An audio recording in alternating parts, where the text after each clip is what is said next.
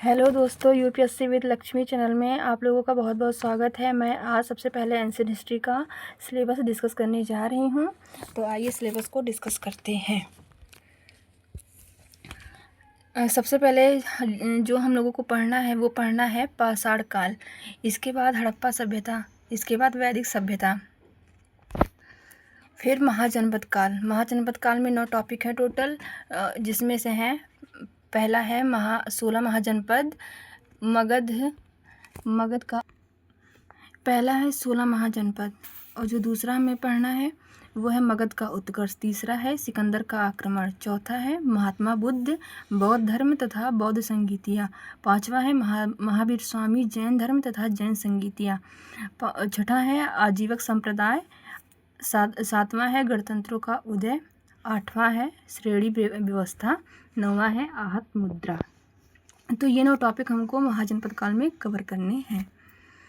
फिर इसके बाद है मौर्य काल। मौर्य काल में सबसे पहले हम मौर्य वंशावली पढ़ेंगे।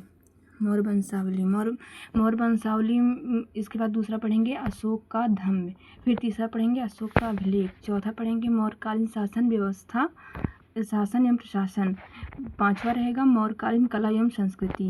और मौर्यकालीन कला एवं संस्कृति में 3 टॉपिक हैं जो हमको डिस्कस करने हैं। पहला है स्तूप स्थापत्य, दूसरा है स्तंभ स्थापत्य, तीसरा है मूर्तिकला।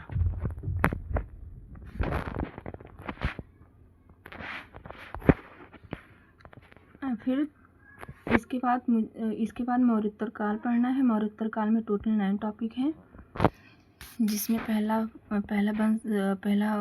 वंशावली पढ़ेंगे, जिसमें है शुंग वंश, कण्व वंश, सातवाहन वंश, खारवेल, संगम काल, हिंद यूनानी वंश, शक वंश, पहलव वंश, कुषाण वंश। कुषाण वंश में हम मथुरा, गांधार व अमरावती मूर्तिकला के बारे में पढ़ेंगे। ये आर्ट एंड कल्चर का टॉपिक है। फिर हम गुप्त साम्राज्य के बारे में पढ़ेंगे।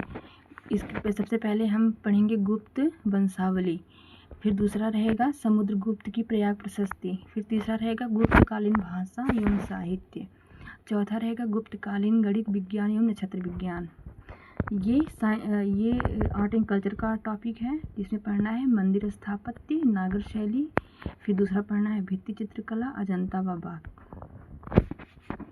फिर इसके बाद पढ़ना है गुप्तोत्तर काल, जिसमें पढ़ना है वर्धन वंश। ये एंशिएंट हिस्ट्री का सिलेबस है।